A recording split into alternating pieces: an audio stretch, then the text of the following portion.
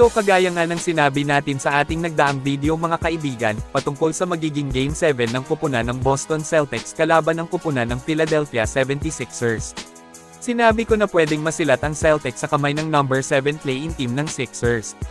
Dahil sa maganda ang ipinapakita na laro ng Sixers sa pagbabalik ni Embiid, kung saan tinalo nga kanina ng Philly ang Boston sa final score na 109-100. Isa nga sa binanggit ko sa magpapahirap sa Boston ay itong si Paul George mga kaibigan. Hindi man siya ang leading scorer sa Game 7 pero napakalaki ang ambag niya both offense and defense. 10 attempts lang din kasi siya, sina Embiid at Tyrese Maxey talaga ang dumurog sa sinasabing malakas na Boston. Bago ang banggaan ng dalawang team sa first round ng playoffs this season ay walang NBA analysts ang pumili sa Sixers na mananalo. Para sa lahat mismatch ang laban ngunit pahiya malala ang marami sa Philly kasi tinalo po nila ang Celtics. Sa interview pagkatapos ng bakbakan mga kaibigan ay sinabi ng coach ng Celtics na ang pagbabalik ni Joel Embiid ang nagpabago sa takbo ng series. 3-1 na sana isang panalo na lang ang kailangan ng Boston para makaakyat sa second round, pero tatlong sunod na beses silang tinalo ng Philadelphia.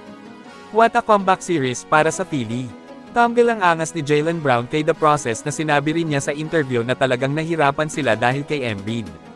Wala daw po silang maisagot sa ginagawa ni Joel Embiid. Pahiya malala si Brown kasi sa mga hindi pa nakakaalam mga kaibigan, sinabi lang naman noon ni Brown na mas better team ang Sixers na walang Embiid. Sa madaling sabi lumalabas na minaliit ni Jaylen Brown si Joel Embiid. Personally, they may be a little better without him. Kilalang mayabang din talaga itong si Brown iyak tuloy kay Embiid sa Game 7. Well dahil sa panalo ng Sixers ay akyat na sila sa second round ng playoffs kalaban ng grupo ng New York Knicks. Magandang laban din ito kasi parehong malakas at may lalim yung kani-kanilang lineup. Ang malaking tanong lang para sa Sixers kung mapanatiling healthy si Embiid kasi dali lang talaga nitong ma-injury. Solid na tapatan ito mga kaibigan Knicks vs Sixers. Hirap mamili kung anong grupo ang mananalo. Kayo mga kaibigan Knicks o Philadelphia? Mag-comment lang po.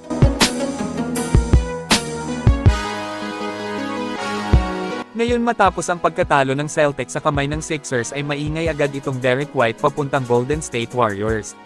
Matagal nang usap-usapan ng storyang ito noon pa lang at sa tingin ko perfect din talaga itong si White sa Warriors. Solid tandem kay Stephen Curry may depensa si Derek White at tirador din sa threes.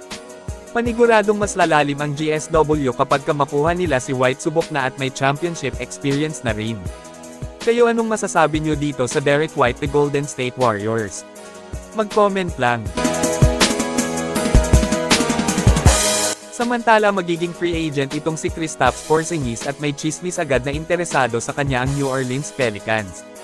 Kapag natuloy ay magiging kabang-abang rin ang duo nila ni Zion Williamson sa New Orleans. Pero malaking tanong pa rin kung papakawalan ba ng Warriors si KP, tanong na wala pang siguradong sagot pwedeng hindi nila pakawalan kasi sa size at shooting niya. Pwede ring pakawalan ng Dubs dahil sa pagka-prone niya sa injury. Kayo mga kaibigan ano sa tingin nyo?